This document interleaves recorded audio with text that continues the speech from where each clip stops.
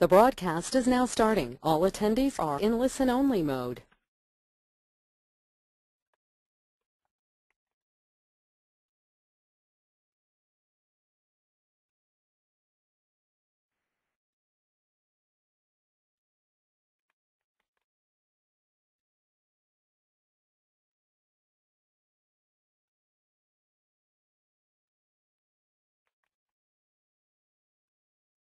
Hola, buenos días.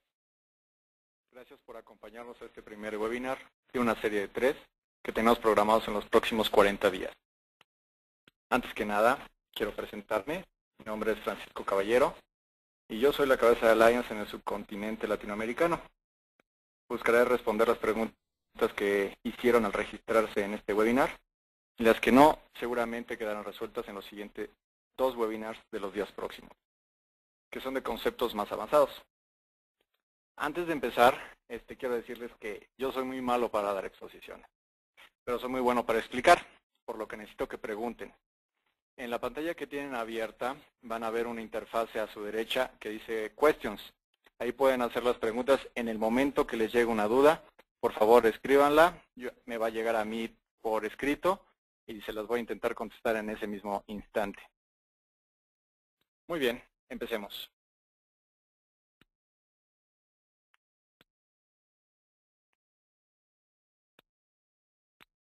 Bueno, vamos a seguir con las presentaciones. Ya les dije quién soy yo, pero no les he dicho quién es Alliance. Alliance es un distribuidor mayorista, es decir, un intermediario, pero es uno bueno. ¿Qué quiero decir con esto? De entrada, tenemos oficinas y almacenes en toda Norteamérica. Obviamente, una en México. Pero lo más importante es que nuestra misión como empresa es crear nuevos integradores y nuevas soluciones para las telecomunicaciones, tanto en México como en el resto de Latinoamérica. ¿Cómo hacemos esto? Bueno, los integradores hoy en día no solo requieren de un producto, también requieren de entrenamiento, y no solo de esto técnicamente, sino en varios ejes. El comercial, el técnico del que estamos hablando, y de manejo y administración de proyectos. Y en Alliance es precisamente lo que damos. Esa precisamente es la ventaja de estar con Alliance. Y ustedes dirán, bueno, me entrenan, es una ventaja, me dan producto, ¿y yo qué hago con eso? ¿Qué hago con esa ventaja? Para eso les pongo esta filmina. De hecho, a la fecha, los clientes de Alliance han ganado proyectos de videovigilancia inalámbrica en 43 municipios de la República Mexicana. Uno de esos municipios es el proyecto de videovigilancia inalámbrica más grande del país, con más de 300 cámaras conectadas, todas inalámbricamente al mismo sistema, con enlaces punto-multipunto de varios kilómetros.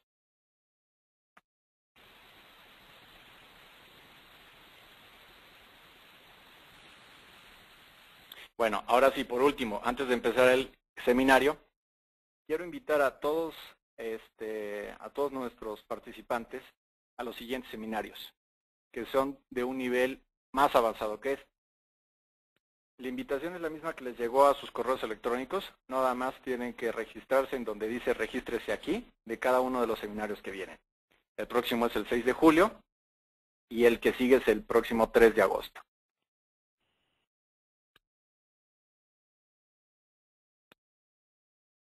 Bueno, vamos a entrar en materia. Ustedes están aquí porque quieren saber más sobre telecomunicaciones inalámbricas. Yo les aseguro que así será. Al final de este webinar sabrán más de este tema. Para entender el mundo de las comunicaciones inalámbricas, en esta plática vamos a verlo por partes. Primero vamos a ver conceptos básicos de RF, vamos a seguir con todo lo que yo le llamo fierros, que son antenas, torres y sistemas de transmisión. Y por último, nuevas tecnologías que nos van a ayudar a entender cómo trabajar con esto.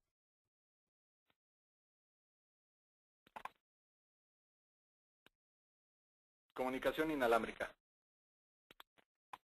¿Qué es la comunicación inalámbrica? Bueno, el concepto es tan simple como unir dos puntos o más sin cables, obviamente para transmitir información. Esto normalmente se hace vía las ondas electromagnéticas. Pero, por ejemplo, también se puede hacer con luz, vía un láser. Y aquí empezamos con conceptos. Primero, dijo una palabrota, ondas electromagnéticas. ¿Qué es esto? Bueno, de entrada tenemos que definir qué es una onda. Una onda es una vibración o perturbación, es decir, algo que va y viene. Y por tanto se puede representar en este dibujo.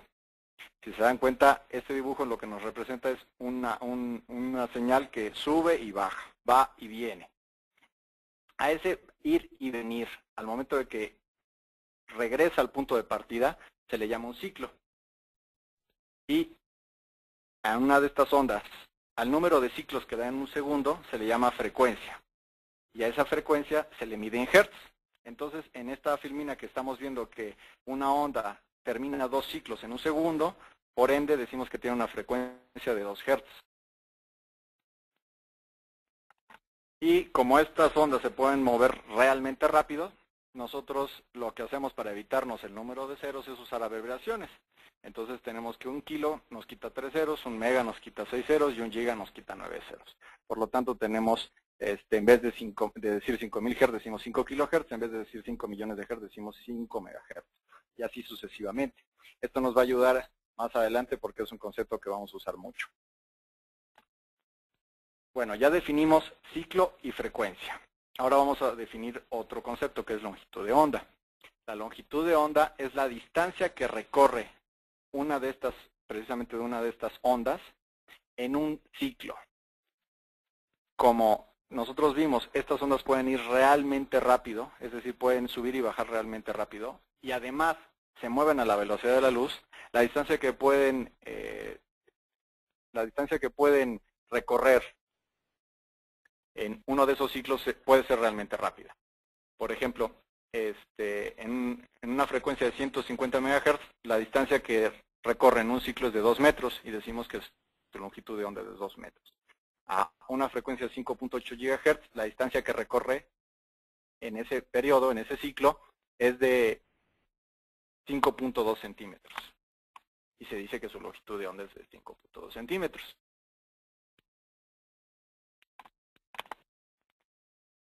Vamos a seguir ahora con el espectro electromagnético. Dependiendo de esta longitud de onda que hemos estado definiendo, el espectro electromagnético es clasificado. Es decir, diferentes longitudes de onda tienen diferentes características. Algunas sirven para telecomunicaciones y otras no. A final de cuentas, la onda electromagnética es una radiación y se propaga en el espacio sin necesidad de un medio.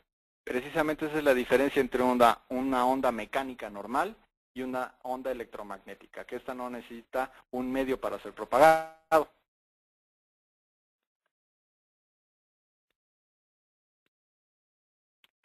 Bueno, ¿por qué necesitamos todo esto? Vamos a empezar con la definición de un sistema de transmisión. Nosotros tenemos cierta información, la cual en su estado normal no llega a donde queremos. Es decir, es como que nosotros quisiéramos comunicarnos al otro lado de la ciudad gritando. Alguien que está del otro lado de la ciudad no me va a oír por más que yo grite. Es decir, la información que tengo en su estado normal no llega a donde yo quiero que llegue. ¿Cómo le podemos hacer para que llegue ahí? Bueno, una forma, la idea, es mandar esa información sobre un medio que sí tenga la capacidad de llegar hasta ese otro lado. En este caso, las ondas electromagnéticas. Para poder usarlas, necesitamos aparatos que nos sirvan para montar esa información que nos es importante sobre de ellas.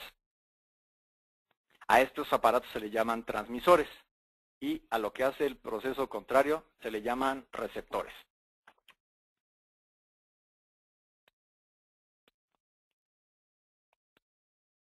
¿Cómo le hacen estos transmisores y receptores? Ellos, para montar esa información sobre las ondas electromagnéticas, bueno, es un concepto que se le llama modulación. Y básicamente la modulación consiste en hacer que un parámetro de la onda a la que le vamos a llamar portadora, ese parámetro cambie de valor de acuerdo a las variaciones de una señal, que es nuestra información, que le vamos a llamar señal moduladora.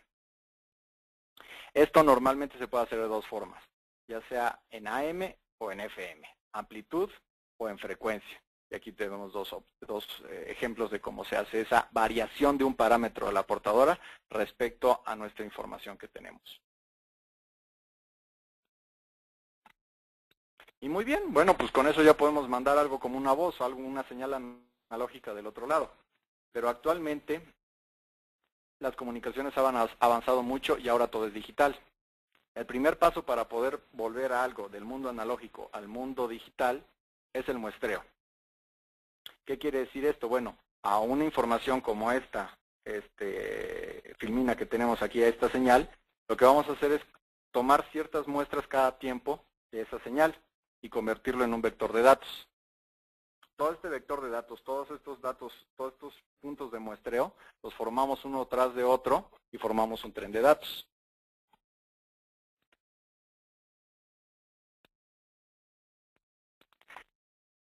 Metiendo estos datos uno detrás del otro, nos cae el famoso tren de datos que le estaba hablando.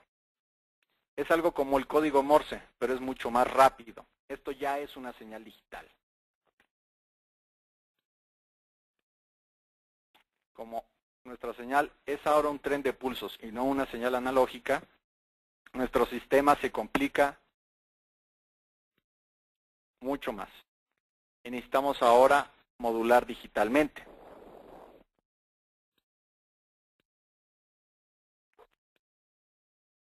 Como se dan cuenta en esta filmina, se necesita un paso anterior a la moduladora analógica que estábamos utilizando antes, que es una modulación digital en ambos casos, tanto del transmisor como del receptor. Y obviamente las expresiones matemáticas de este tipo de modulaciones son todavía más complejas que las anteriores.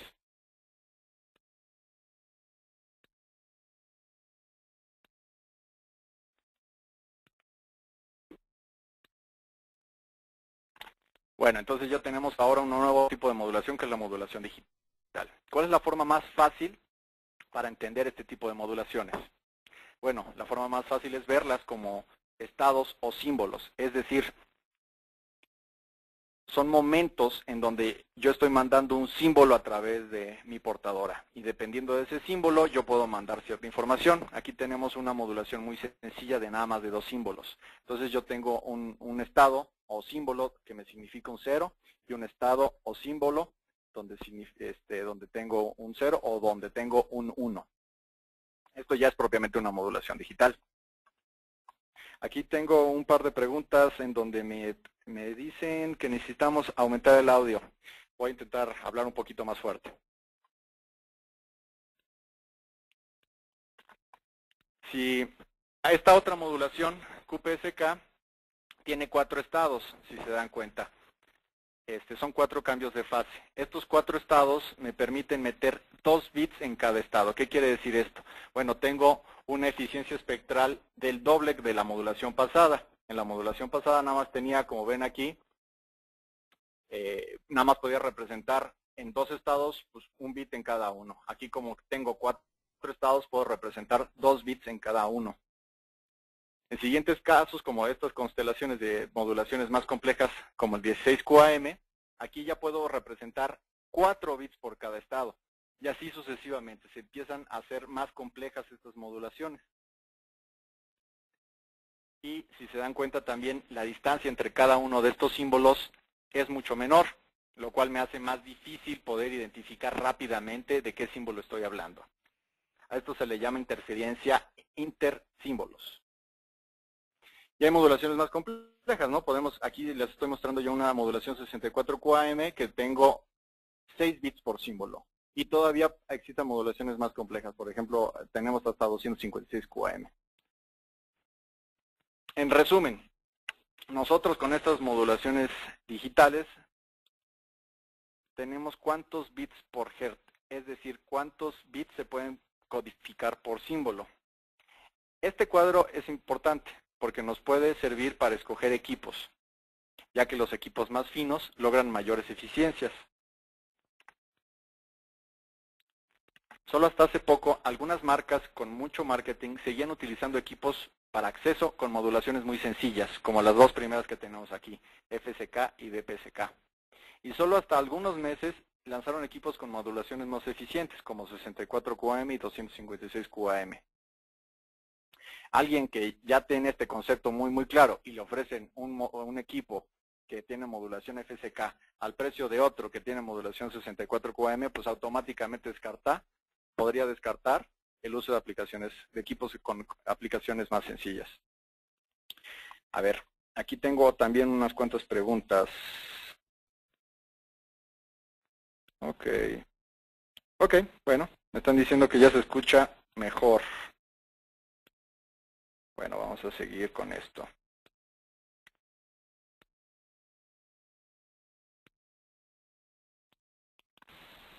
Bueno, este incremento de eficiencia que estamos hablando de las modulaciones complejas no es gratis, tiene un costo y es la necesidad de una buena señal. Es decir, que el mensaje llegue fuerte y claro.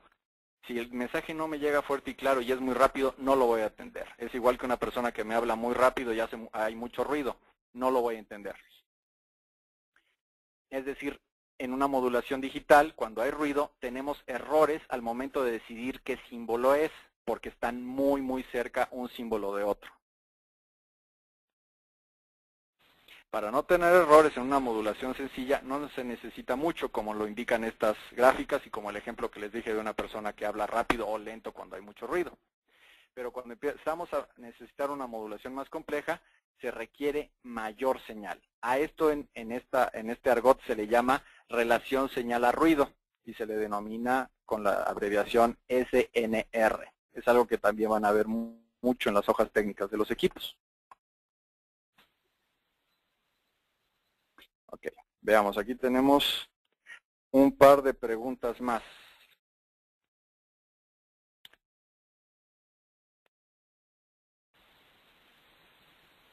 En la modulación digital, ¿cómo podemos calcular un error? Bueno, realmente lo que podemos calcular en una modulación digital es la probabilidad de error, no un error. Los errores, a final de cuentas, siempre suceden. Lo que podemos calcular es la probabilidad y para eso nos sirven estas gráficas que estoy viendo en esta filmina. Si ustedes se dan cuenta, estamos graficando la probabilidad de error contra la energía que recibimos. Es decir, la gráfica hacia arriba me mide la probabilidad de error y hacia la derecha me indica la energía que estoy recibiendo. Mientras más baja sea mi energía, voy a tener mayor probabilidad de error. Y mientras más alta sea la energía o la relación señal a ruido que estoy recibiendo, menor va a ser mi probabilidad de error. Es así como podemos calcular la probabilidad de error de un error, como les decía. Ok, vamos a cerrar esta pregunta. Me pregunta si podremos tener esta presentación disponible, ya que va muy rápido. Sí, perdón, vamos un poco rápido porque tenemos poco tiempo y vamos a hablar de muchos conceptos, pero sí, esta presentación se las vamos a poder hacer disponibles a cada uno de ustedes.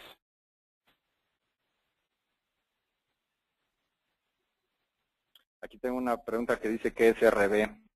No sé qué sea RB. Puede ser un DB, pero bueno, vamos a, si me las pueden clarificar un poco más, vamos a también hablar un poco de lo que son los dBs, los decibeles.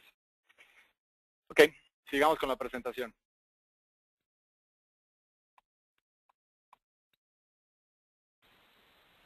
Bueno, con esto hemos terminado los conceptos básicos de RF que les comentaba al principio de la presentación. También hablamos un poco de los sistemas de comunicaciones básicos y de las modulaciones. De hecho, con estos conceptos ustedes ya pueden prácticamente entender cómo se transmite y cómo se recibe un sistema digital o un sistema analógico. Pero para poner orden y para todos poder hablar de lo mismo, se usa un conjunto de normas que se les conocen como el modelo de referencia OSI. OSI significa interconexión de sistemas abiertos, el cual nos va a ser muy útil para poder comparar equipos inalámbricos en el mercado. Para este caso, a nosotros nos interesan las tres primeras capas, la capa física, la capa de enlace y la capa de red. Todo lo que hemos visto del espectro, la codificación y la modulación van en la capa 1, que es la capa física. Después entran protocolos que ayudan a administrar el canal. A eso le llamamos la capa 2. Y por último, en la capa 3 van protocolos propiamente de red, como el famoso TCP/IP, que vamos a transportar en estos enlaces. Es decir, los enlaces inalámbricos, si no son routers inalámbricos, normalmente nada más utilizan las dos primeras capas del modelo OSI.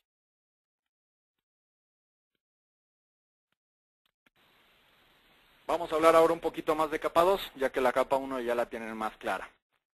Si se acuerdan, la tabla que les mostramos hace unas cuantas filminas sobre la eficiencia espectral, que se medía en bits por hertz, o cuántos bits yo podía meter en cada símbolo, vamos a suponer que tengo un sistema con una eficiencia espectral de 4 bits por hertz y un canal de 20 MHz. Si multiplicamos los 4 bits por hertz por 20 MHz, tendríamos que este sistema debería poder entregarnos una velocidad de 80 megabits. Pero para la gente que está más o menos ya metida y usando estos equipos, sabrán que normalmente estos equipos andan publicando velocidades de 54 megas. ¿Por qué, si están utilizando esas modulaciones, que deberían de estar entregándome mucho más ancho de banda, por qué nada más me entregan 54 megas o menos todavía? Esto es porque se pierde mucho espacio para datos. Muchos de estos bits que podemos meter en cada uno de los símbolos, debido a protocolos de codificación, de corrección de errores, a guardas entre algunas portadoras o entre algunos time slots, beacons para poder sincronizar la señal de RF. No sé, son varios protocolos que nos sirven para hacer más seguro el canal. Es como en una carretera, les pongo el ejemplo. Es como la función que cumplen en una carretera la banqueta, los carriles pintados, el acotamiento, las casetas, es decir, nos quitan espacio, nos hacen un poco más lentos, pero hacen más segura esa carretera. Las diferencias en cómo implementa cada fabricante estos protocolos son también una característica que deben de tomar en cuenta para escoger qué equipo comprar. Es decir, medir qué tanto de la capacidad que tiene el equipo en capa 1 se puede usar en la capa 2 y en la capa 3. Los fabricantes llaman a esta relación entre esas velocidades signaling rate contra throughput real en capa 2. Es decir, por marketing te pueden decir que algo realmente está trabajando a 100, a 300 megas, pero en la realidad a nivel capa 2 de throughput real te van a entregar mucho menos. Por ejemplo, aquí tengo unos porcentajes de eficiencia. Aquí tengo que el equipo que nosotros hemos medido con mayor eficiencia espectral es de la marca Redline Communications. Hay algunos otros fabricantes que tienen una eficiencia espectral de un 60% y que se utilizan normalmente para backhaul. Más adelante vamos a ver qué es eso de backhaul. Hay otros fabricantes que utilizan chipsets de Wi-Fi modificados que logran unas eficiencias del 50%. El Wi-Fi así normalito como está logrando eficiencias del 45%. Hay equipos de generaciones pasadas de la era del Spread Spectrum que estaban dando eficiencias mucho menores.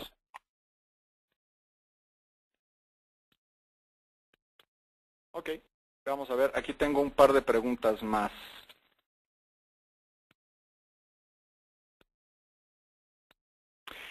Veamos, ¿existe alguna relación de la capacidad de transferencia de datos? Bueno, precisamente acabamos de hablar de eso, la relación entre la velocidad en capa 1 y la capa 2.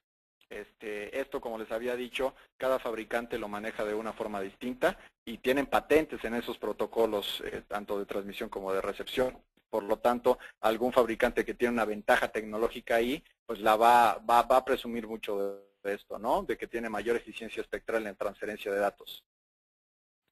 Aquí me dicen, Alvarium, ¿qué eficiencia maneja? Bueno, aquí tendrían que preguntarle a cada uno de los fabricantes qué eficiencia tienen. De hecho, normalmente lo tienen en sus hojas técnicas. Viene como signaling rate, cierta velocidad, y como throughput real en capa 2, otra velocidad. Tienen que preguntarle a cada uno de ellos.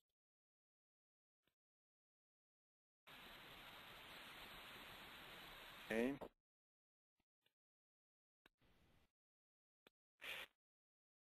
Aquí me preguntan si podemos explicar acerca de la modulación GFSK.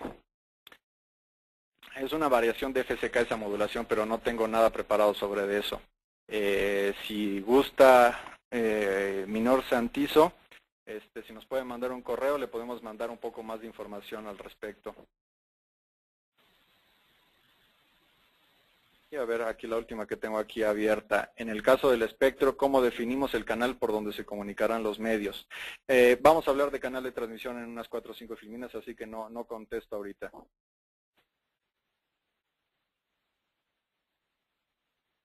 Y por último, José Manuel Gutiérrez, precisamente una pregunta de lo que acabamos de hablar.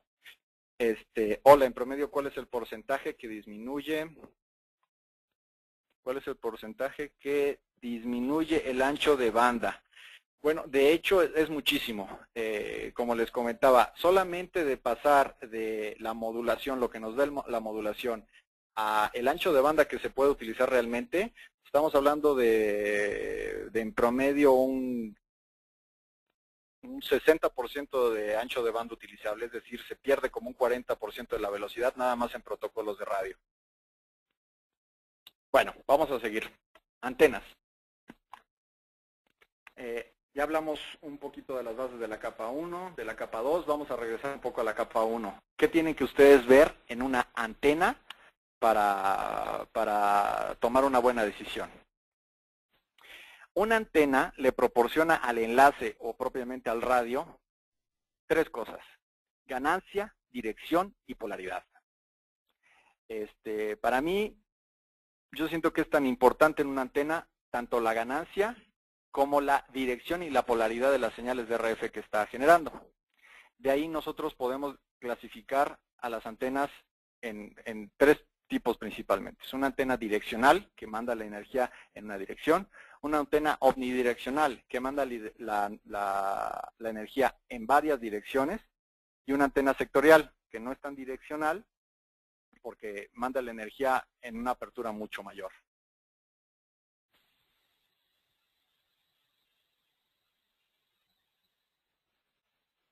Ok, alguien me preguntaba de RB, le decía que no conocía los RB, sino los dBs. Vamos a presentarlos, los decibeles. En telecomunicaciones y también en algunas aplicaciones de audio, muchas cosas se miden en decibeles.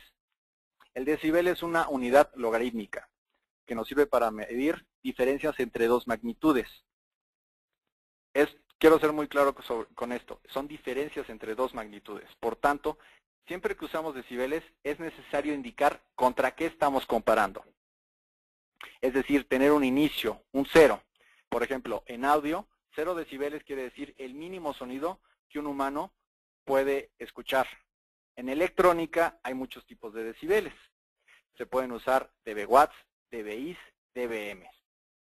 Y esa letra al final de cada uno de estos dBs nos indica con respecto a qué se está haciendo la referencia. Como les decía, se necesita una referencia, estamos comparando 2 magnitudes.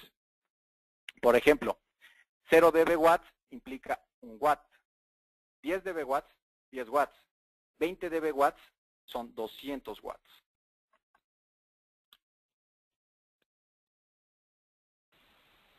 Y precisamente las ganancias de las antenas de las que hemos estado platicando se miden en decibeles, en un decibel especial, que es el dBi.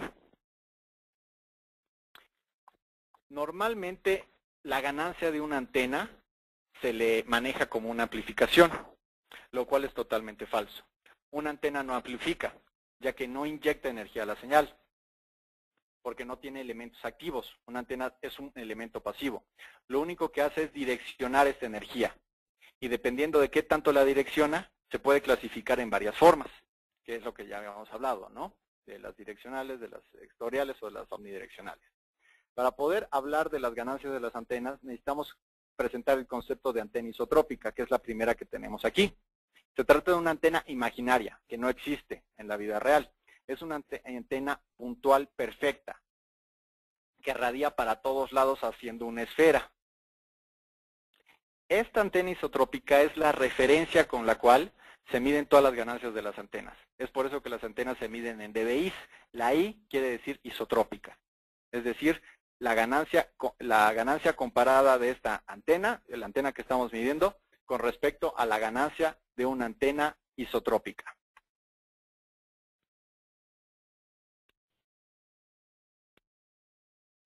Ok, vamos a aprovechar para ver, aquí tengo un par de preguntas.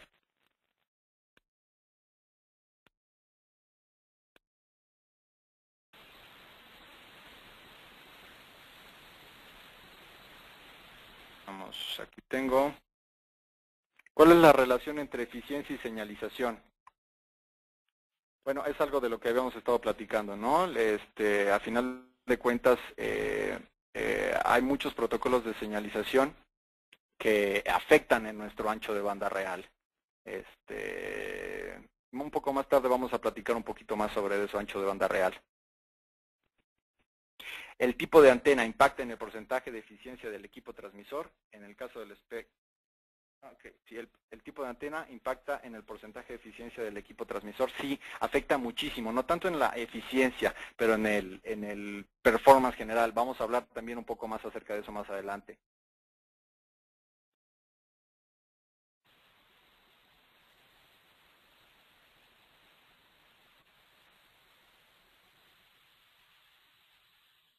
Estos parámetros de signaling rate y real throughput que se publican, ¿en qué condiciones atmosféricas son en el peor caso?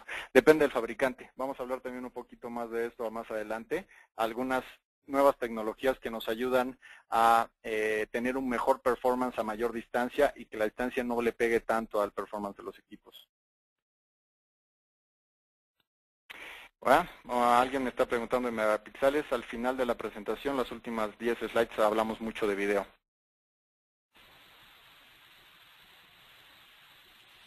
Ok, mucho ancho de banda, mucho video, sean un poquito pacientes, al final vamos a hablar de esto.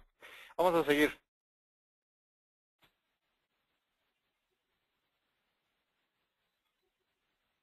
Vamos. Antenas parabólicas. Bueno, la antena clásica en telecomunicación es la antena parabólica. Esta tiene una ganancia fácilmente calculable, vía la fórmula que estamos indicando aquí.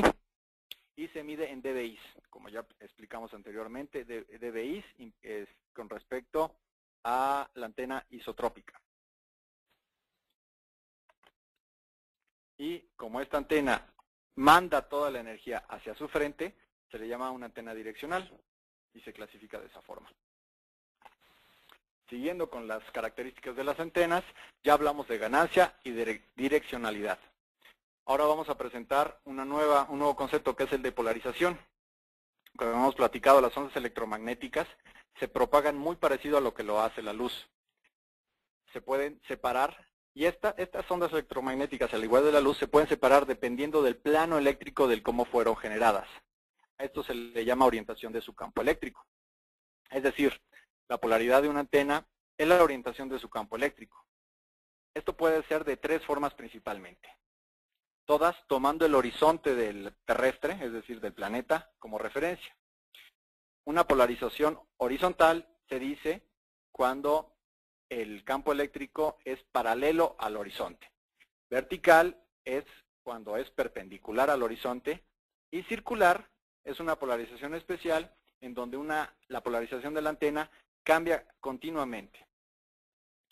De hecho, esta polarización, la circular, se inventó para los satélites de telecomunicaciones, que no necesariamente están todo el tiempo paralelos o perpendiculares al horizonte terrestre.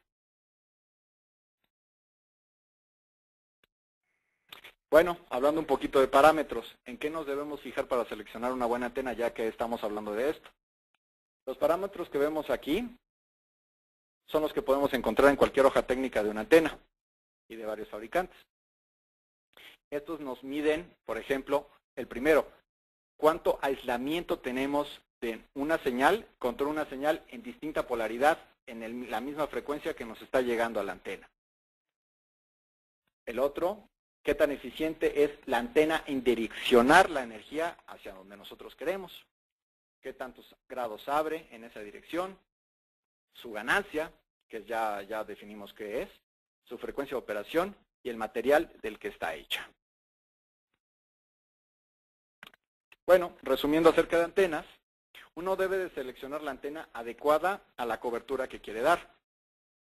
Nosotros, según nuestra experiencia, recomendamos evitar las antenas omnidireccionales, ya que, aunque pareciera que son muy fáciles y nos solucionan el problema de entrada, normalmente son muy difíciles de instalar correctamente.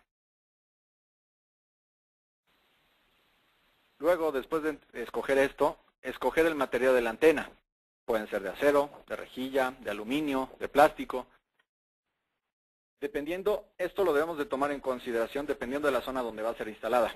No es lo mismo instalar una antena en un puerto en Acapulco que en la Ciudad de México. El material tiene que ser distinto porque va a tener una degradación distinta por el medio ambiente. También debemos de tomar en cuenta la ganancia requerida. Pero esto no nada más como tomarlo por día gratis. La ganancia requerida de cada una de las antenas depende de un cálculo y un presupuesto de potencia de nuestro enlace.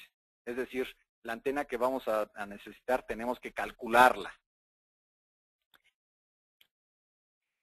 Acerca de qué escoger sobre las antenas, nuestra experiencia nos indica que es mejor siempre escoger una buena antena. Una antena fina elimina la probabilidad de fallas fantasma, que son las más difíciles de encontrar cuando estamos buscando algún tipo de falla en nuestro sistema. Ok, dejen aprovecho para ver. Veamos. Disculpa, ¿cuál es el municipio que comentas con 300 cámaras? ¿Se puede saber? Sí, ese es la ciudad de Querétaro. La ciudad de Querétaro tiene 300 cámaras inalámbricas. Ok, me dicen que me acerque mucho más el micrófono. Créanme, lo tengo pegado.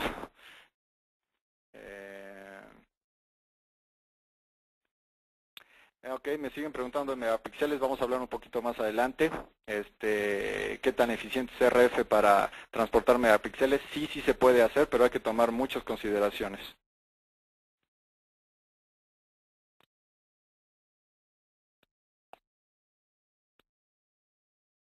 Vamos.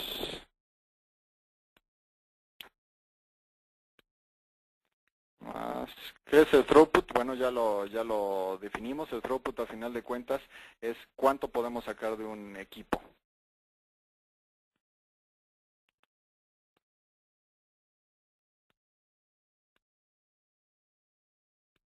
Vamos, ahora sí ya tengo varias preguntas, tengo unas 5 o 6.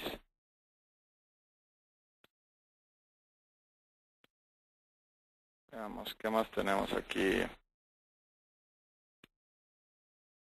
La relación que mencionaste se puede encontrar en los brochures. La mayoría de las veces sí, los fabricantes serios ponen esas relaciones, cuánto tiene de signal rate y cuánto tiene de throughput real en capa 2. De no ser así, también nosotros tenemos muchos comparativos entre muchos fabricantes que les podemos hacer llegar.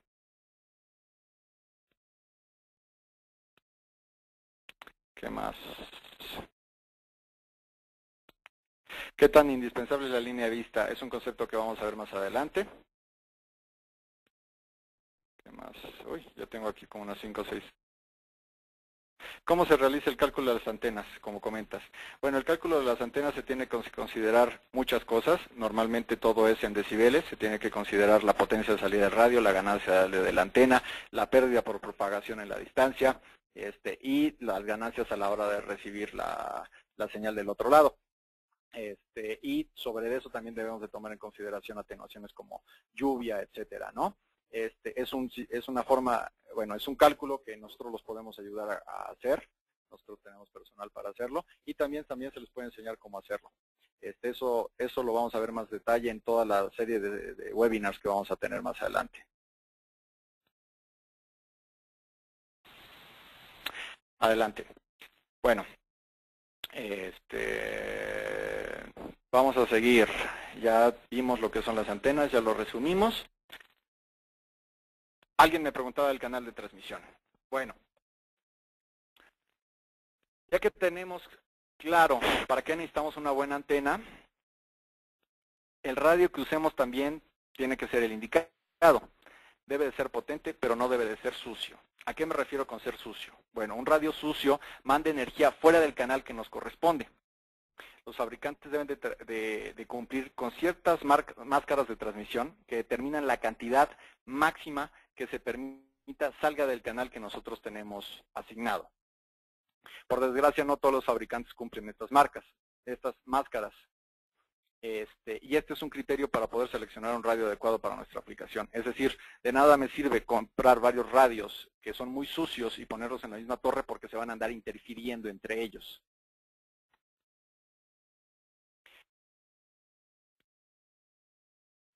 Bueno, alguien me preguntaba también de zonas de Fresnel y la línea de vista. Este es un concepto bastante práctico cuando estamos trabajando con enlaces inalámbricos. Como hemos estado platicando, las ondas electromagnéticas se comportan como luz. Es decir, así igual que luz, nuestra señal al momento de que sale de la antena se empieza a abrir y rebota contra las diferentes paredes, obstáculos, árboles,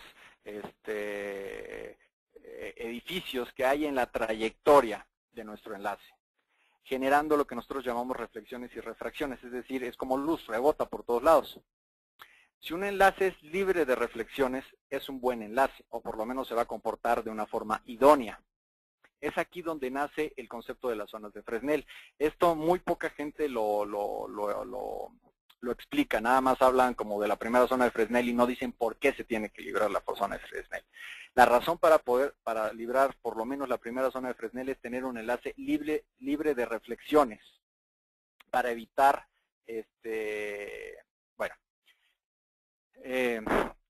esta zona de Fresnel debe estar libre para evitar refracciones y refracciones. A eso le llamamos un enlace con línea de vista, que esté completamente liberado de la primera zona de Fresnel. Esta zona normalmente se calcula en el peor punto, que normalmente es el punto medio de un enlace. Y como parámetros tenemos que meter la distancia y la frecuencia de este enlace. Dependiendo de la frecuencia, la zona de Fresnel se hace más grande o más chica. Una frecuencia baja tiene una zona de Fresnel bastante grande. Una frecuencia muy alta tiene una zona de Fresnel bastante pequeña. Con respecto a si libramos o no esta zona de Fresnel, los enlaces se pueden clasificar de tres tipos. Los de línea de vista, que libran perfectamente la primera zona de Fresnel. Los enlaces con línea de vista óptica, es decir, que si uno se para en donde está la antena, alcanza a ver la otra antena perfectamente sin ninguna obstrucción, pero no necesariamente quiere decir esto que libremos la primera zona de Fresnel. Y los enlaces sin línea de vista. Los enlaces sin línea de vista son enlaces completamente obstruidos, es decir, no tenemos contacto visual y no tenemos libramiento de la primera zona de Fresnel, obviamente.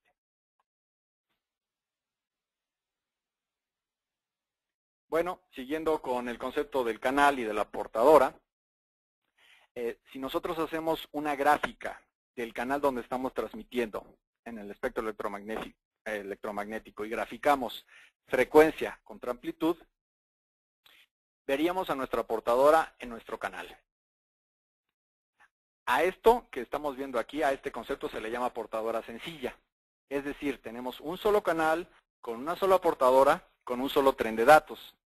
Así eran todos los canales, todas las portadoras, todas las señales de telecomunicaciones hasta hace unos 15 años. Que se pudo implementar por primera vez un concepto que se llama OFDM, que van a oír muchísimo con todos los equipos que estén comprando. OFDM significa multiplexación por división de frecuencias ortogonales. Y surge como una solución para evitar los efectos destructivos del multipath. ¿Qué es el multipath? Bueno, ya hemos hablado de las refracciones y las reflexiones y las refracciones que tenemos que evitar en la primera zona de Fresnel. Estas reflexiones y refracciones causan que algo de la energía que nosotros estamos enviando llegue en una trayectoria distinta a la línea recta que habíamos planeado. Y eso nos causa problemas, porque llega desfasada, llega rebotada, llega con otra polaridad, nos causa interferencia. Es decir, si se acuerdan de nuestras modulaciones que teníamos símbolos y estaban muy pegaditos, estas interferencias causan que estos símbolos se muevan un poco y nos sea más difícil poder identificar qué símbolo es. Y nos generan interferencia entre símbolos, que ya la habíamos definido. Como les decía, OFDM surge para intentar dar solución a esto del multipath. OFDM propiamente no es una modulación, es una multiplexación, lo cual quiere decir compartir dividir el canal de transmisión. Y es por eso que les había presentado en la filmina anterior el concepto de portadora sencilla. OFDM no utiliza una portadora sencilla. En vez de mandar un solo tren de pulsos muy rápido en un solo canal, que es eso precisamente la portadora sencilla, lo que hacemos es mandar varios trenes de datos a una menor velocidad en canales pequeñitos, que sumados obviamente pues, darían el tren de datos grandote que estamos intentando no utilizar. Esa reducción de velocidad nos ayuda a disminuir la interferencia. ¿Por qué? Pues porque acuérdense de las modulaciones, los símbolos están un poquito más separados y ganamos ganamos mucho relación señal a ruido al hacer esto, al disminuir la interferencia que generan estas reflexiones. En OFDM todos estos pequeños canales, cada uno en su portadora, están casi pegados uno encima del otro. Esto normalmente no se podría hacer porque se estarían interfiriendo, pero en OFDM se logra porque los canales son ortogonales entre sí. Eso es lo que le da el nombre a esta técnica. Es decir, esta ortogonalidad se define como que pueden ser claramente separados por medios matemáticos. En conclusión, OFDM logra un uso más eficiente del espectro.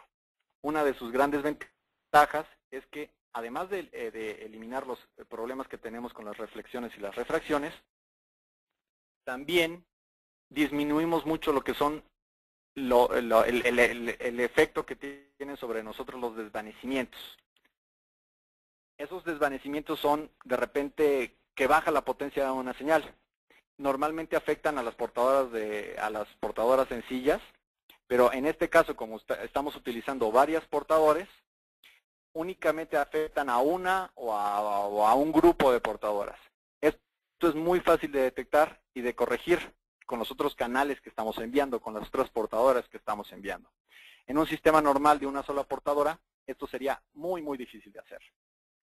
Ahora, sé que este concepto es un poco complicado, así que estoy seguro que hay como 5 preguntas. Dejen ver que nos han preguntado. ¿Qué pasa si tengo en mi línea de vista torres de CFE con líneas de alta tensión? Ok, normalmente no pasa nada. Si están muy lejos, la sombra que nos pueden llegar a hacer es muy poca. Le llamo sombra porque acuérdense que es como luz, entonces lo que nos genera es una sombra. Si están muy cerca, bueno, pueden andar generando campos magnéticos que propiamente no nos afectarían a nuestro enlace de RF, pero sí pueden andar afectando la electrónica que está dentro de los radios.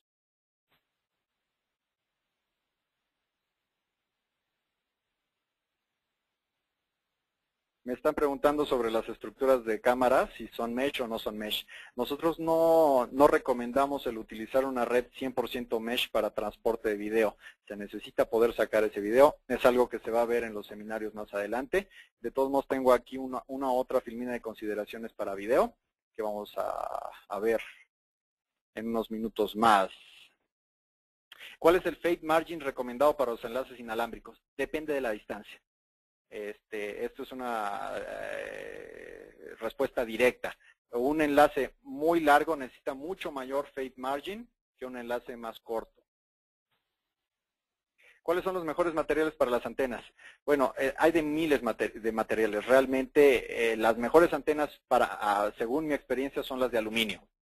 Un plato parabólico de aluminio va a durarte toda la vida. ¿Cómo puedes determinar el mejor canal a usar? Bueno, normalmente ya los equipos actuales tienen analizadores de espectro integrados y con eso nosotros podemos ver qué canal está libre y utilizar ese canal que está libre, ¿no? Siempre es mejor utilizar un canal con poca interferencia por todas las razones que hemos estado hablando. ¿Dónde podemos aplicar esto de OFDM? Un ejemplo práctico. Bueno, como les decía, hasta hace 15 años prácticamente todos los equipos que habían en el mercado eran de portadora sencilla. Ninguno tenía OFDM. Solamente un par de fabricantes tenían esto. Hoy en día prácticamente casi todos los fabricantes de equipo tienen equipo OFDM. Y las ventajas que tiene pues son las que les comenté, ¿no? Vamos a tener un mejor presupuesto de potencia, vamos a tener menores problemas con el multipad y con y con las reflexiones y las refracciones.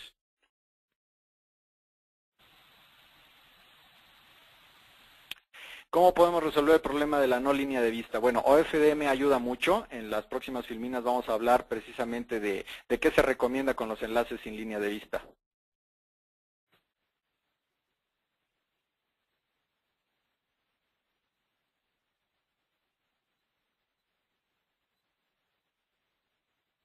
Es recomendable para manejar videovigilancia cuando no hay línea de vista, aunque se dé por refracción o rebote. Bueno, como les decía, la refracción o rebote en un enlace causa muchos problemas. Y mientras más robusto sea el enlace que tengan, menos problemas van a tener, pero los van a seguir teniendo. Entonces es recomendable siempre para aplicaciones críticas intentar que los enlaces tengan línea de vista. En una filmina más adelante vamos a hablar de buenas prácticas. He visto antenas rectoriales de 180 grados. ¿Son recomendables? Bueno, depende de la aplicación. Si con una antena de 180 grados cubres todo lo que tienes y son cortas las distancias, por supuesto que es recomendable.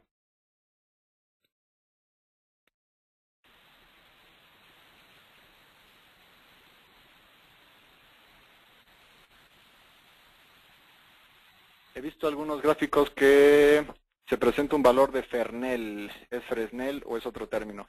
Tiene que ser Fresnel. Si en alguna gráfica está escrito Fresnel, les pido una disculpa. Se debe escribir Fresnel. ¿Hasta cuántos enlaces puedo hacer con punto a punto? ¿Hasta cuántos kilómetros puedo hacer con enlaces punto a punto? Bueno, por ahí vi que unos compañeros creo que fue en Asia, tenían un enlace de 190 kilómetros. Pero bueno, son casos únicos, normalmente se necesitan meter encima de montañas. Nosotros aquí en México tenemos enlaces de 70, 80, hasta de 90 kilómetros, siempre entre montañas. Muy bien. Bueno, estos son los que yo puedo contestar.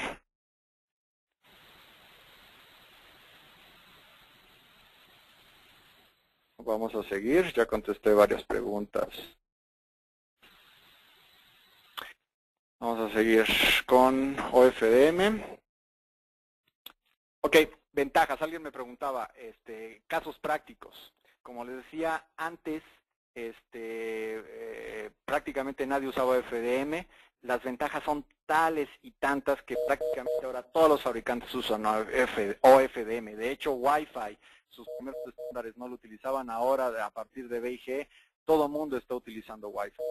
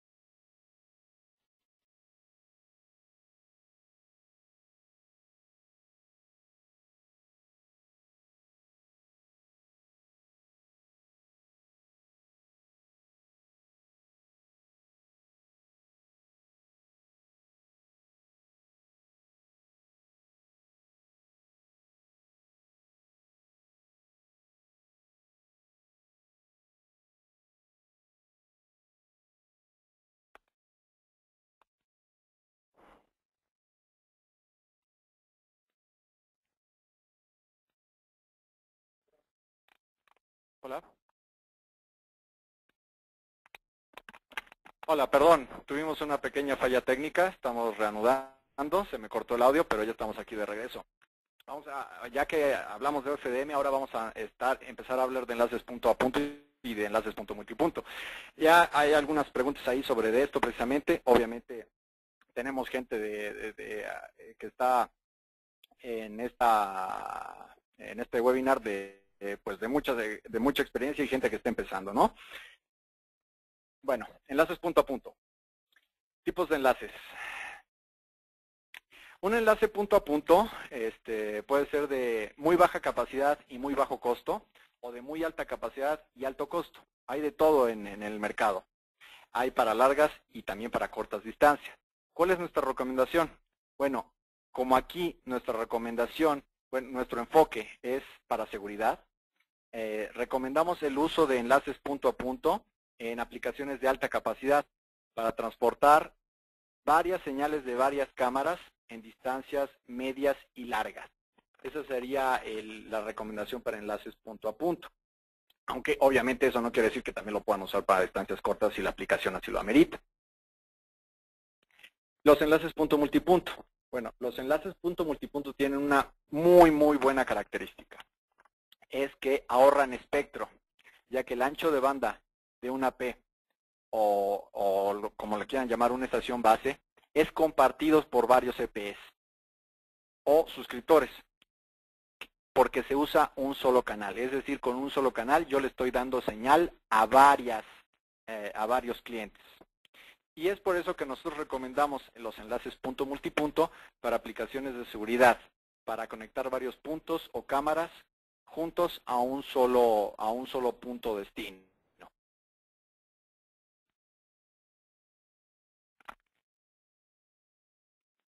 Bueno, con lo anterior propiamente terminamos con tecnologías básicas.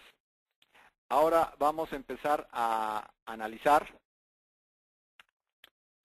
tecnologías más avanzadas y cómo seleccionar un buen radio para aplicaciones precisamente de seguridad como son voz, datos y video. De entrada, mucha gente cae en la trampa y busca el radio más rápido que puede encontrar, ¿no? Supongamos que no conocemos el concepto de throughput real de capa 2 que ya platicamos. Uno se iría por el que tenga la modulación más agresiva, ¿no? Alguien que pueda entregar 256 QAM. Si empezamos a utilizar los conceptos que tenemos, vamos a decir, bueno, pero ¿cuánto me da en capa 2? Ya preguntas y ves cuánto te da en capa 2 y ya lo puedes empezar a atacar. Desgraciadamente para video no es suficiente con tener claro cuánto te puede dar un equipo en capa 2. Además de esto, debemos de tomar en cuenta la capacidad de procesamiento de un radio. Por ejemplo, ¿qué pasa si mi aplicación es solo de tráfico web y no necesito voz o video? En esta gráfica podemos ver que el tamaño de paquete que tiene el tráfico web es en promedio de 800 bytes. Es un paquete grande.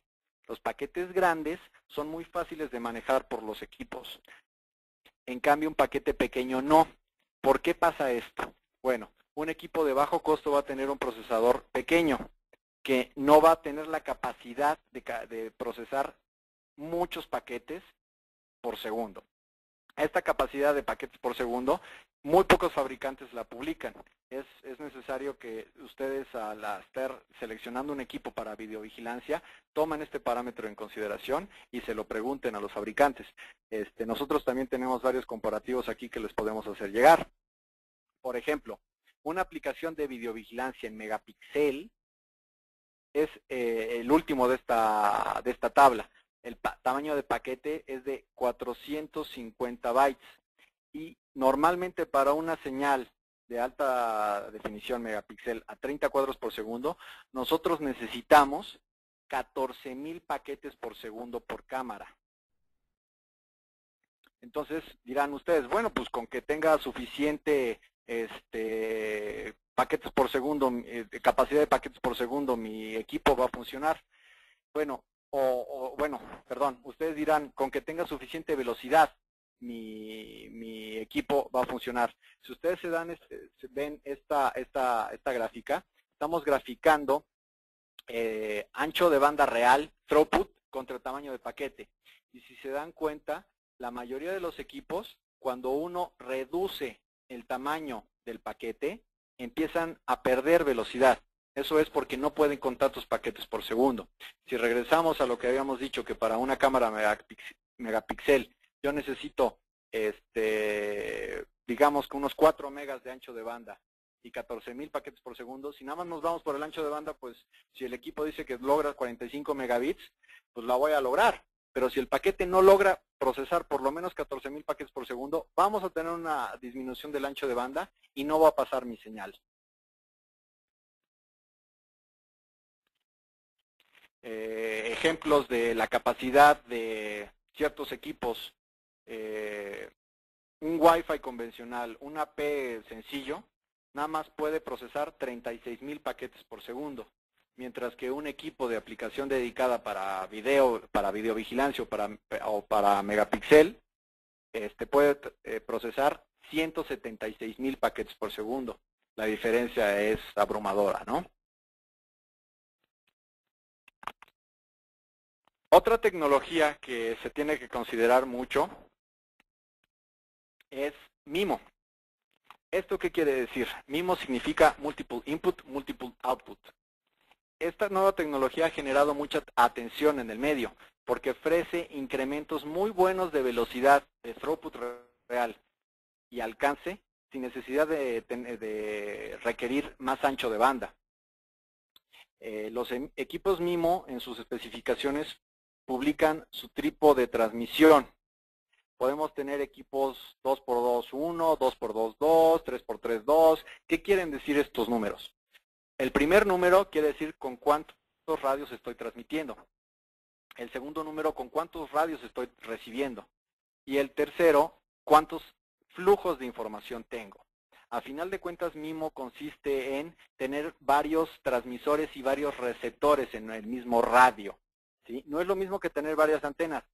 Desde hace mucho hay muchos radios que tienen varias antenas y se le llama diversidad espacial. Esto es distinto. Aquí cada radio tiene un elemento activo que está transmitiendo y nos llega información por diferentes canales a nuestros diferentes receptores.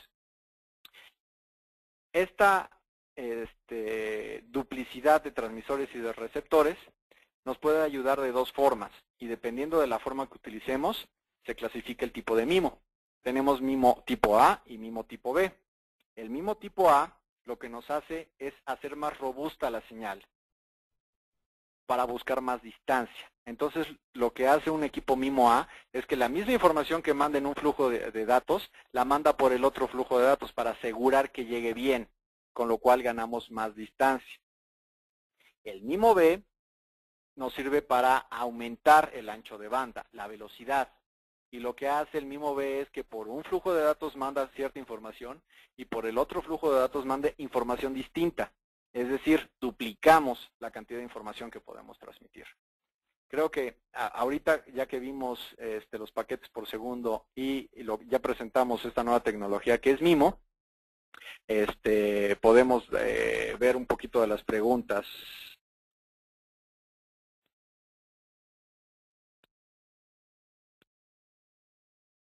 ¿Tienes alguna tecnología que funcione con mayor velocidad de subida que de bajada? Ya que en video IP es algo que más se utiliza. De hecho, en la próxima filmina hablamos de eso. Eso es una de las principales necesidades que se tienen que tener para poder procesar video.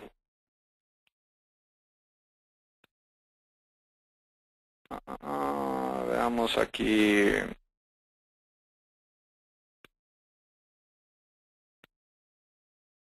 Aquí tengo una pregunta de un proveedor, pero esa la tendríamos que contestar fuera porque se requiere mucho tiempo. Aquí una persona me dice que tiene un cliente que tiene un enlace de punto a punto de 60 kilómetros. ¿Qué antena se recomendaría? Bueno, aquí hay que calcular qué radios tiene, qué potencia sale y cuál es el ancho de banda que se necesita.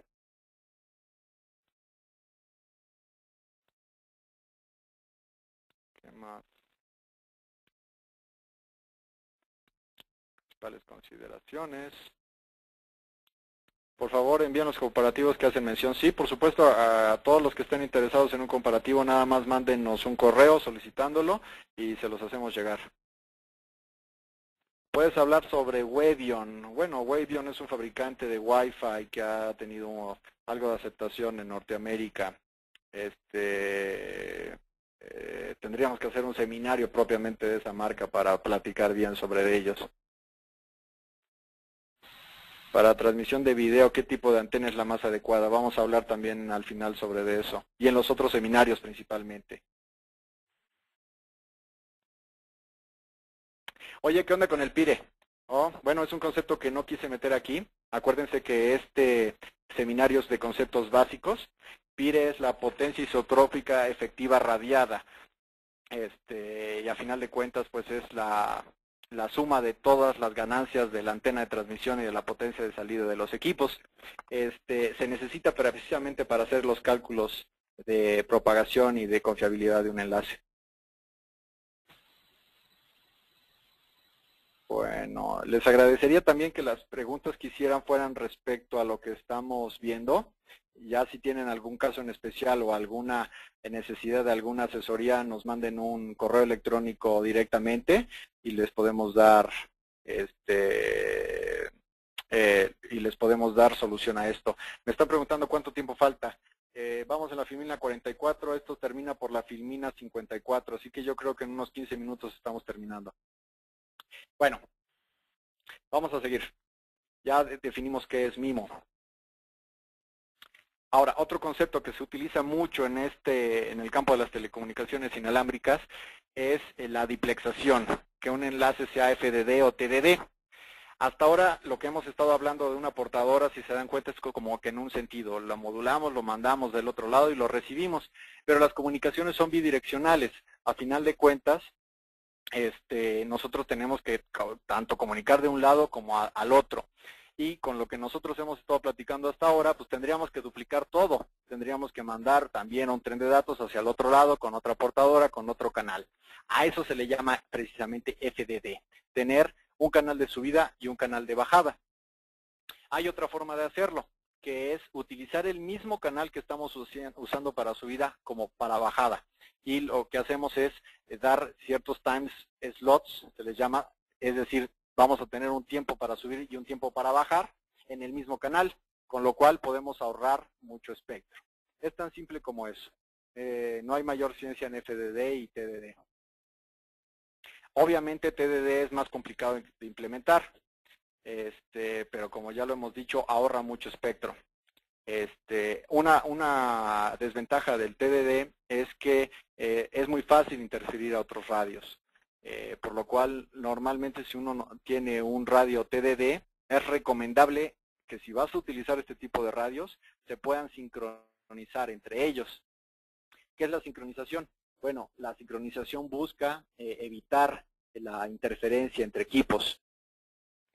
Es decir, los equipos únicamente van a transmitir cuando los otros transmiten y cuando todos tienen que recibir, todo el mundo se calla y ya no transmite. Es decir, es como hablar por turnos en una habitación. Si todos nos ponemos a hablar al mismo tiempo, pues no nos vamos a entender. Si le damos turnos a cada quien para que hable y que reciba, va a ser mucho mejor y no va a haber interferencia. Otro parámetro que se tiene que tomar en consideración para escoger equipos es si vamos a utilizar equipos licenciados o equipos no licenciados. Los radios licenciados son equipos que se necesita un permiso del gobierno para comprarlos y operarlos. De hecho, prácticamente en México solamente tienen permisos para usar licenciados, pues, dependencias de gobierno u operadores de telecomunicaciones. Y los no licenciados, pues, no necesitan de un permiso especial. Nosotros hablamos de licenciados porque, aunque el 90% de los proyectos de nuestros clientes trabajan en bandas no licenciadas o en la banda de seguridad pública de 4.9 GHz, hay casos donde la mejor solución es un enlace licenciado. Estos casos son aplicaciones de misión crítica, de seguridad nacional, un operador que necesita firmar contratos que se les llaman SLAs, de Service Level Agreement, son contratos de compromiso, de desempeño con sus clientes, o porque está congestionada la banda libre y no hay de otra, se tiene que ir por un enlace licenciado.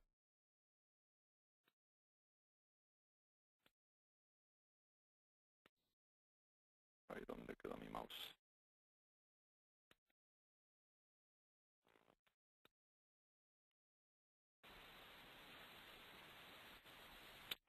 Ok, ¿qué beneficios tienen los radios licenciados? En primera, el riesgo de interferencia es mínimo, porque nada más si uno tiene un radio licenciado y tiene permiso de usarlo en ese específico enlace, pues no hay riesgos de interferencia, no hay nadie más que pueda usarlo en ese enlace.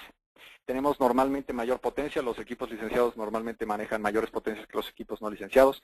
Es más fácil lograr la colocación, si se acuerdan, había dicho que los equipos TDD se podrían interferir fácilmente si no se sincronizaban. Los equipos licenciados normalmente son FDD, así que los requerimientos son menores para no interferirse.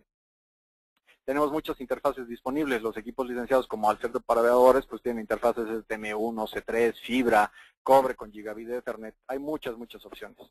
Y también, como son para operadores, hay mucha oferta de capacidad de redundancia. Si el enlace tiene que ser muy seguro,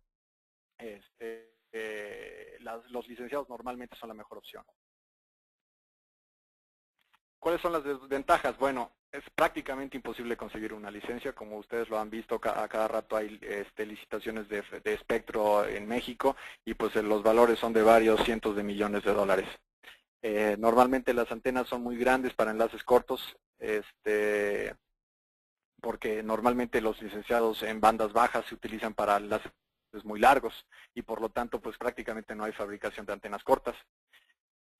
Normalmente los equipos son más caros que los de banda abierta, ¿sí? A veces son muy caros. Otra bronca que tenemos es la lluvia. Arriba, las bandas licenciadas normalmente empiezan en 7 y pasan a 11, 15, 23 gigas y de ahí para arriba. Normalmente la lluvia es un factor bastante fuerte en equipos que trabajan arriba de 11 gigas como son estos licenciados. Y normalmente son radios FDD, o sea, es decir, se necesita un canal de subida y canal de bajada. Una desventaja de los equipos FDD es que normalmente son de dos tipos. Necesitamos dos equipos distintos, uno que transmite en una frecuencia alta y uno que transmite en una frecuencia baja. Y se tiene que poner uno y uno de cada lado. En los equipos TDD no se necesita esto, pues porque usan el mismo canal, entonces los dos equipos prácticamente son idénticos. Eso es algo que me faltó decir de los equipos FDD. Bueno, ahora sí, muchísima gente me ha estado platicando y preguntando acerca de qué se necesita para transportar video. Bueno, nosotros como expertos inalámbricos les podemos dar este pequeño resumen.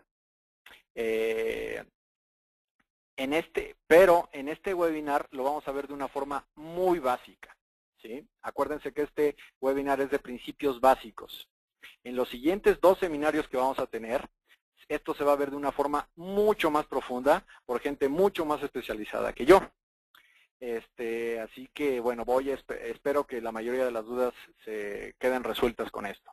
¿Qué necesitamos para transmitir video? Necesitamos una baja latencia, ¿sí? Pero más que una baja latencia, que nosotros recomendamos que sea menor a 3 milisegundos, la latencia tiene que ser estable, es decir, no tiene que haber cambios en la latencia. Algunos de ustedes me van a decir, bueno, ¿qué es la latencia? La latencia es el tiempo que tarda un paquete en ser transportado, ¿sí? Es decir, ¿cuánto tiempo tarda mi paquete que sale de mi cámara a llegar a radio base? Eso es la latencia. Y hay equipos que la latencia es muy inestable. De repente un paquete llega en 1 milisegundo y otro llega en 15 milisegundos, ¿sí? ¿Eso qué puede suceder? Pues que un paquete llegue antes no, puede suceder que los paquetes no lleguen formados en el orden en donde como fueron saliendo. Y eso tiene graves problemas para el video.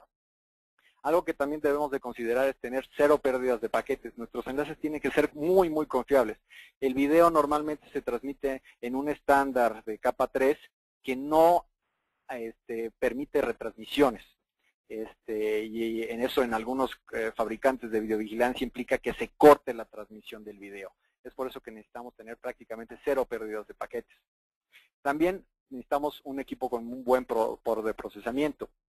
Para video normal, necesitamos que procese, además de la velocidad que nos pide cada una de las cámaras, necesitamos que procese para video normal por lo menos 33,000 paquetes por segundo por cámara. Para video megapíxel, además del ancho de banda que nos pide la cámara, necesitamos que el equipo soporte por lo menos 14,000 paquetes por segundo por cámara. Hablando de la velocidad, varía mucho. Hay fabricantes que con 1.38 megabits nos pueden mandar una señal de video normal y hay otros fabricantes que necesitan hasta 14 megabits por cámara, ¿no? Hasta 30 megabits en algunos casos si se está utilizando megapíxel. Algo que me estaban preguntando, si tenía equipos asimétricos porque el video necesita más de subida. Eso es una diferencia fundamental. Tienen que recordar que estos equipos inalámbricos normalmente se fabricaron para llevar internet a la casa. Y en internet prácticamente todo el tráfico es de bajada. Para las aplicaciones de video, pues nosotros tenemos volteado esto. Los clientes, que es donde están las cámaras, están mandando video de subida. Es decir, prácticamente todo el tráfico es de subida. Y muy pocos fabricantes han logrado implementar esto bien, porque utilizan chipsets muy viejos o chipsets comerciales para acceso. Nosotros hemos detectado un par de fabricantes que sí lo logran. Y por último, soportar multicast. Algunas redes de video son muy complejas y no quieren tener que mandar el video a un servidor y del servidor a algunos clientes, por lo cual mandan el video en un formato que se le llama de multicast, que es hacer un truco para poder mandar el mismo paquete a varios clientes. Esto en redes bien establecidas, bien ruteadas, bien cableadas, pues no tiene mucho problema, pero en una red inalámbrica es bastante complejo porque este video termina yéndose a las otras cámaras en vez de yéndose solamente a al servidor o solamente al que lo requiere. Es por tanto que se requiere para este tipo de aplicaciones un equipo que pueda controlar el multicast y pueda eliminar las tormentas de broadcast, que es precisamente lo que estaba comentando ahorita. Bueno, video megapíxel. Acabamos de hablar de video en general. Para el video en megapíxel, esta es la aplicación de moda, ¿sí? Porque una cámara puede sustituir a 3 o 4 en algunas cosas. Como ya lo hemos dicho, cada cámara, para cada cámara se necesita poder procesar por lo menos 14,000 paquetes por segundo. A la fecha, al día de hoy, según nuestra experiencia, nosotros solo hemos encontrado un fabricante que funciona sin problemas para cámaras megapíxel. Este fabricante es Redline Communications. Todos los demás fabricantes que nosotros hemos hecho pruebas con, tienden a bajar el frame rate. Normalmente tienen que, para una cámara megapíxel, jamás van a soportar 15 cuadros por segundo, mucho menos 30. A lo mucho pueden soportar 1 o 2 cuadros por segundo y por lo tanto pues pueden soportar menos cámaras por AP o desperdician mucho espectro porque necesitan más canales para poder soportar el mismo número de cámaras. Otra cosa que se requiere soportar, bueno, ya hemos hablado del multicast y poder evitar las tormentas de broadcast. Se necesitan buffers muy profundos. Buffers es la cantidad de memoria que tiene el radio para poder recibir la información de la cámara, guardarla un par de microsegundos y luego volver a transmitirla al AP.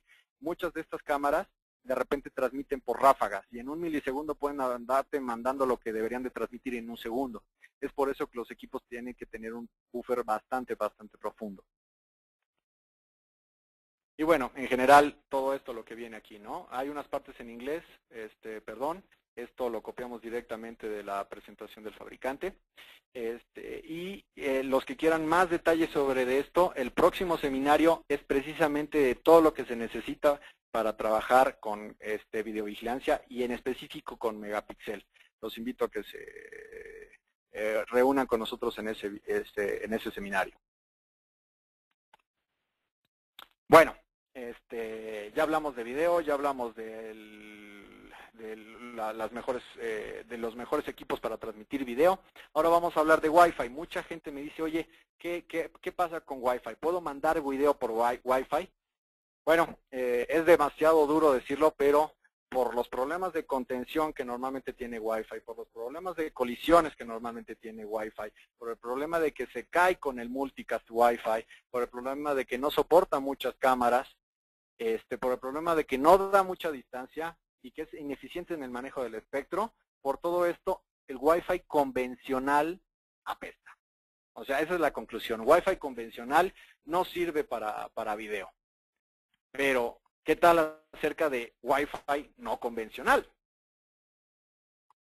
Aunque obviamente sigue siendo Wi-Fi y uno de sus problemas es el procesamiento, porque como todo chip Wi-Fi, el máximo número de paquetes por segundo que puede procesar un AP es de 35,000 paquetes por segundo, el desempeño de los nuevos equipos Wi-Fi logra latencias muy estables, que como recordarán es algo primordial para video.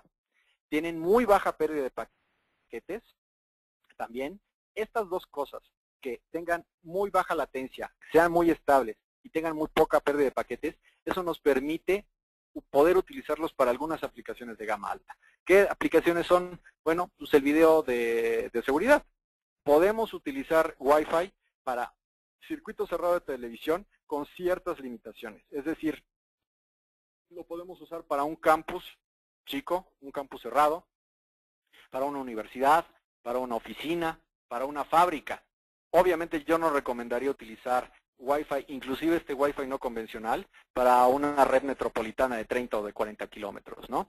Pero para aplicaciones de bajo presupuesto, un campus, unos enlaces de una zona a cubrir de 500 metros, el Wi-Fi no convencional es una opción. ¿Cómo logran estos nuevos fabricantes este nuevo desempeño? ¿Por qué el Wi-Fi, Wi-Fi no convencional es mejor que el Wi-Fi normal? Bueno, en específico este fabricante que es Ruckus tiene varias tecnologías nuevas que logran ese performance. Tiene una tecnología que le llaman AirFairness, que lo que hace es dar el mismo tiempo de transmisión a los equipos más lentos que a los equipos más rápidos.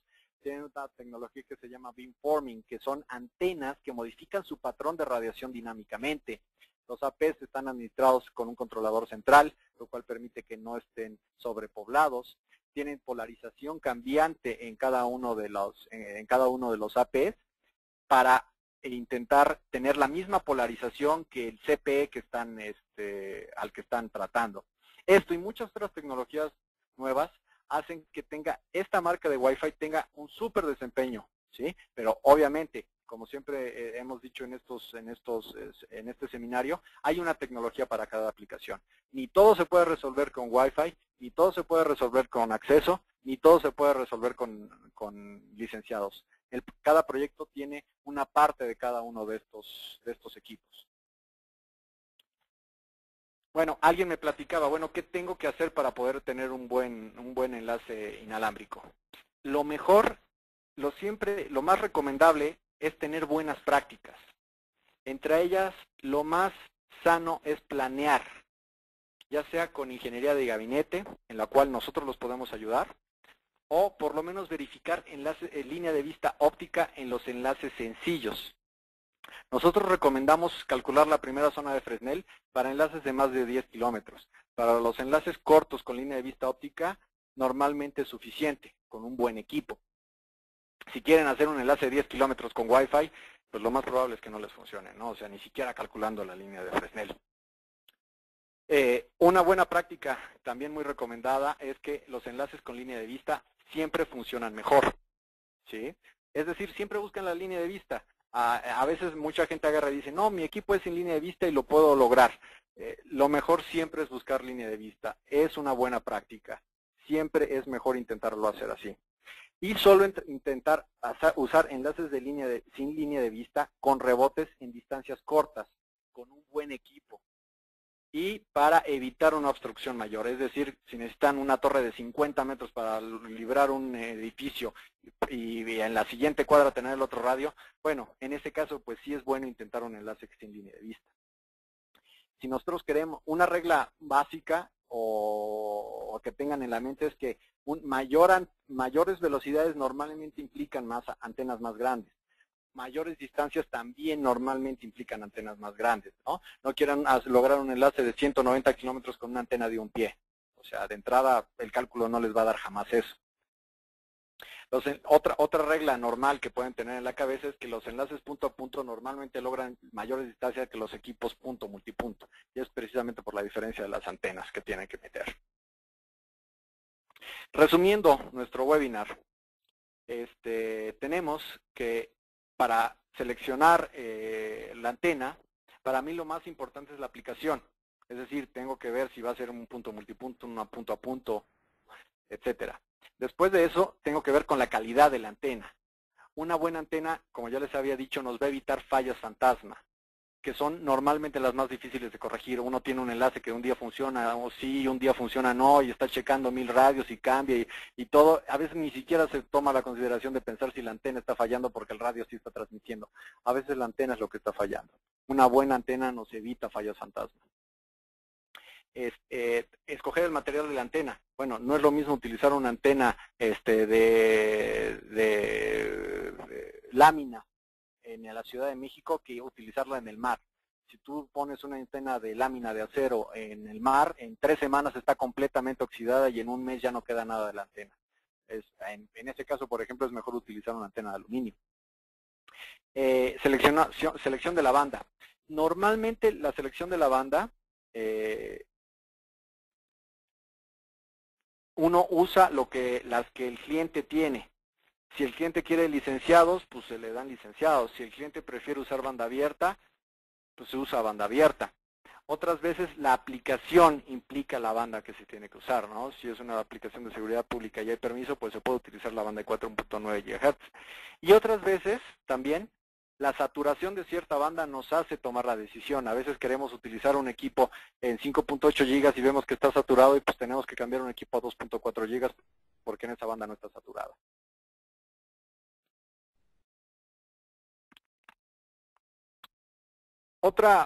Siguiendo con las buenas prácticas, hacer las cosas ordenadamente es la clave para un futuro crecimiento. Hacer las cosas a la carrera con malas decisiones, en un futuro no nos dejará crecer la red. Nosotros hemos visto a muchos distribuidores de alarmas que vender equipos de video para videovigilancia. Equipos que trabajan corrido de 5 a 5.8 GHz.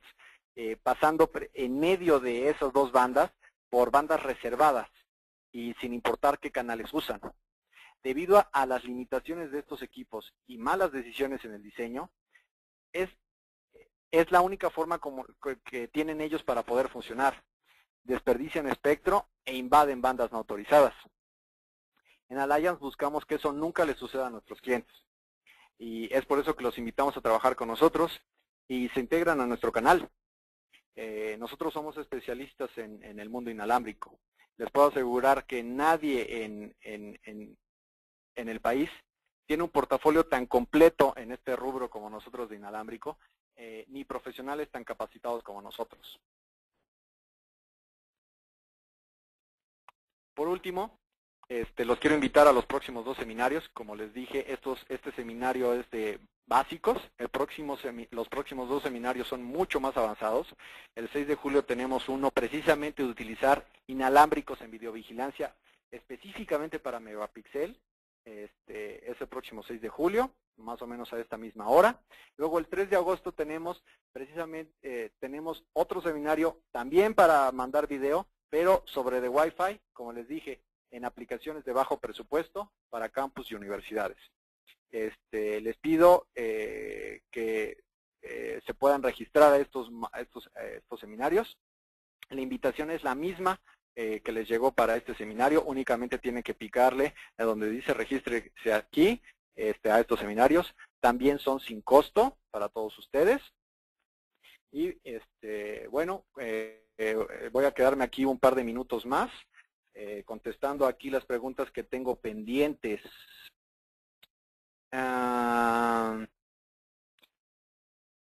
¿Hay bandas licenciadas disponibles o es limitado? Bueno, como les dije, es increíblemente difícil conseguir un equipo de banda licenciada. Necesitas permisos, necesitas ser propiamente un operador. Bueno, ¿a qué correo escribo para solicitar la información que nos muestran en este webinar? Aquí, en esta última filmina está mi correo electrónico. Por favor, siéntanse libres de mandarme correos. Después es probable quizás yo no les conteste, quizás les conteste alguien de mi equipo, pero por favor mándenme a mí sus requerimientos. ¿Hay equivalencia entre FPS y PPS? Sí, FPS son frames per second y PPS son paquetes por segundo, es decir, prácticamente son lo mismo.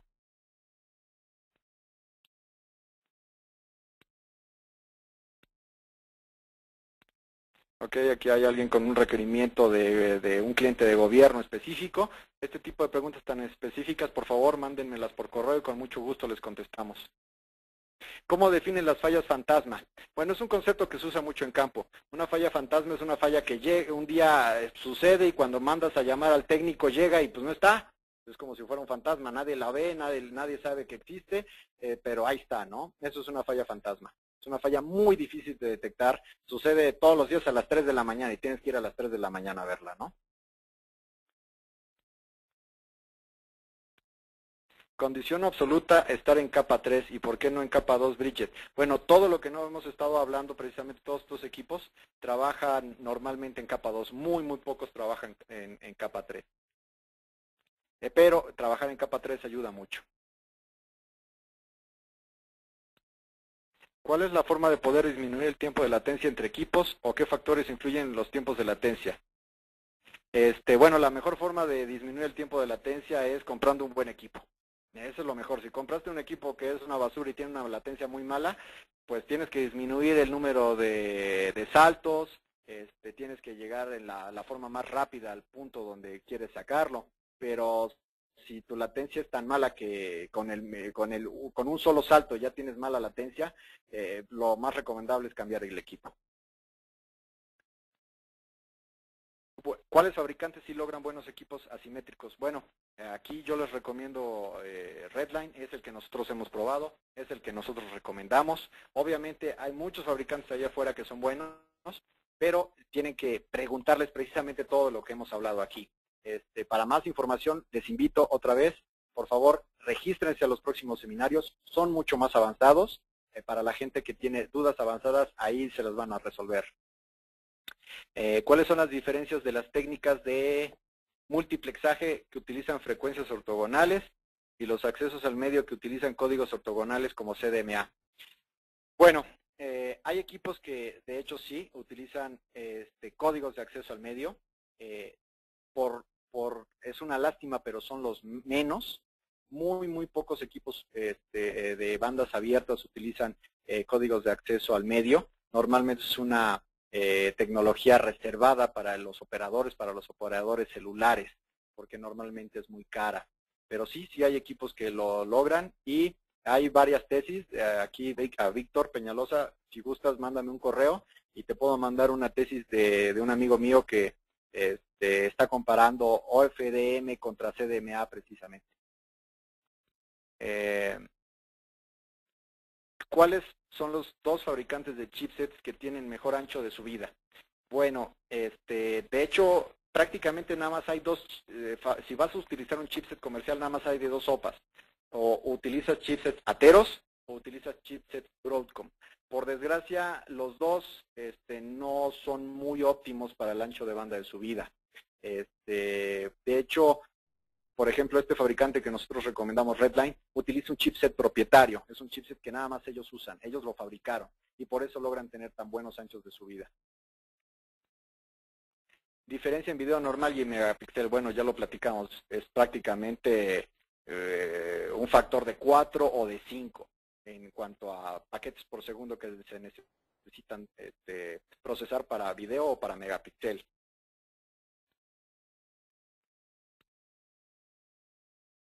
Aquí alguien me pregunta del MIMO, cuando estamos hablando de que les decía puede ser 3x3 y luego 2.2 o 3x3, 2.3. El último número habla acerca del número de flujos que está transmitiendo el radio. Mientras más, mejor, obviamente. El dato de los PPS ya viene considerado en los equipos. Bueno, este dato a veces es el más difícil de conseguir de un fabricante. Muy pocos lo publican. porque es una forma directamente de comparar un equipo bueno contra un equipo malo. Y obviamente la gente que tiene equipos malos pues no les gusta que lo comparen y por eso no lo publican. ¿En dónde o cómo tendremos disponible esta presentación? Mándenme un correo electrónico, por favor, toda la gente que quiere esta presentación y se las hacemos llegar. En los casos de los access points, ¿se pueden instalar varios de ellos sin que exista problemas? Sí, sí se puede, obviamente. Si son APs Wi-Fi, se necesita un buen AP Wi-Fi. Nosotros recomendamos Ruckus para poder hacer esto. En el caso de equipos para exteriores, equipos de largas distancias, sí, también se puede hacer. Nada más hay que tener cuidado, hacer una buena planeación, hacer una buena ingeniería para lograr esto. Veamos, ¿qué otra pregunta tengo? El del cliente de gobierno, Roberto Esquivel, si me manda un correo electrónico, lo podemos ver por ahí. Buenas tardes, ¿han probado o experimentado con radios Ubiquiti para transmisión de video? Por desgracia sí los hemos probado. Ubiquiti, lo que les puedo decir es que tiene un bajo procesamiento de paquetes por segundo. Entonces, de ahí pueden sacar sus conclusiones.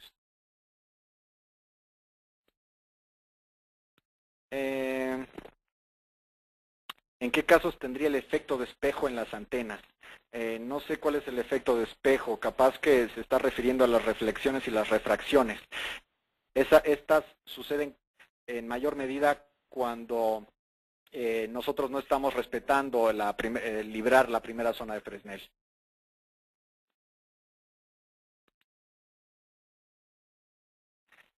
Quiero colocar 5 cámaras para 400 autobuses. Necesitaríamos saber cómo es eso. Aplicaciones GPRS. Mira, por desgracia, supongo que quiere mandar video por GPRS. Es muy difícil. Tendrías que mandar a lo mucho un cuadro cada minuto para que te funcione bien. ¿Qué más tenemos aquí? Refiere el 2 y el 3, ya la contesté. Tengo una aplicación de videovigilancia móvil en transporte urbano. Es una aplicación difícil, ¿sí? Necesitas tener cobertura en toda la zona donde se va a andar moviendo el autobús, pero si mantienes los cuadros por segundos bajos, hay muchas tecnologías que te pueden servir.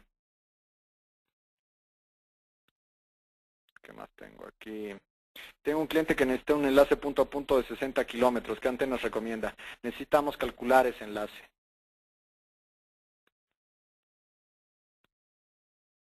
Cámaras PTZ que puede crecer a 16 cámaras. Si las quieren meter todas esas en un solo AP, necesitan un AP muy bueno.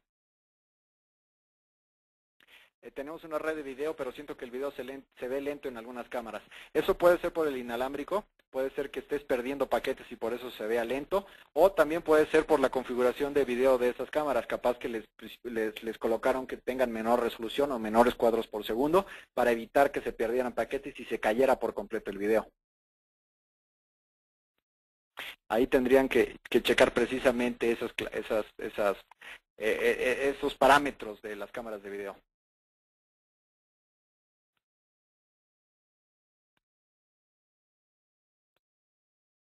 Respecto a la pregunta de latencia, la duda en específico que tengo es con niveles de SNR y SRCI, es bastante aceptable, pero con tiempos de latencia mayores a 50 milisegundos. Está bastante raro que tengan latencias tan altas en estos equipos. Es muy probable que tengan varios saltos o que estén muy saturados los equipos. Inclusive los equipos más buenos se saturan. Todos llegan a su máximo. Si ustedes hacen un cálculo y logran que se metan 6 o 7 cámaras en una P y le quieren meter 10 o 15, se va a saturar el equipo, ¿no? Y va a empezar a tener pérdidas de paquetes, aunque sea uno bueno.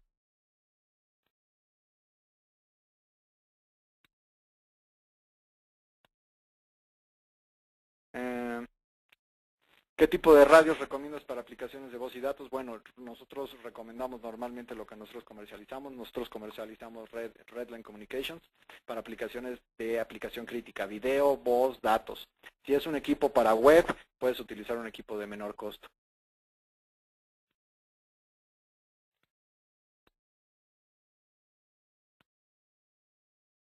¿Qué tanto se puede perder de la señal al usar más de 3 routers?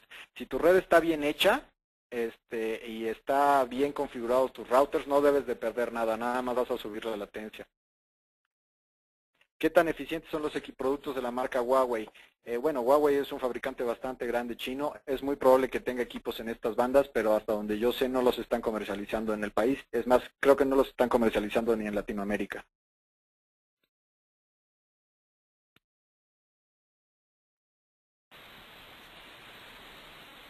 Muy bien. ¿Qué parámetros es bueno valorar en un equipo bueno y malo?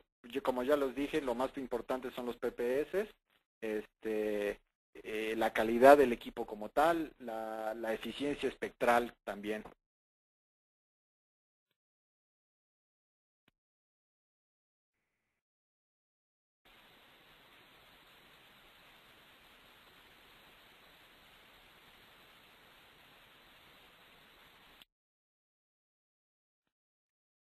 Ok, bueno, creo que ya nada más me quedan como 5 o 6 la presentación, si la vamos a dejar, sí la vamos a dejar. Y les va a llegar por correo. ¿Por qué la sincronización se hace a través de un GPS?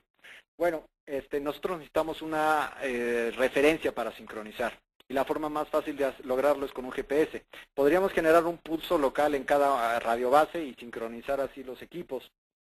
Pero estos no estarían sincronizados a una radiobase que esté a 1 o 2 kilómetros. Es por eso que se hace con GPS. Con GPS, todas las radiobases en toda una ciudad están sincronizadas con el mismo punto porque les llega por el satélite. Vaya, tenemos muchas preguntas. ¿Podrías mandar las fórmulas para calcular las distancias? Sí, con mucho gusto. Por favor, escríbanme un correo y les mandamos esas respuestas. ¿Podrían tener esta presentación? Sí, a los que quieran. Por favor, mándenme un correo y les mandamos la presentación por correo electrónico. Para transmitir video en túneles reducidos, bueno, es una aplicación bastante difícil, la señal rebota por todos lados. Lo más seguro es manejar un cable por ahí. Si no puedes mandar un cable, un equipo robusto podría lograr distancias de unos 500 metros.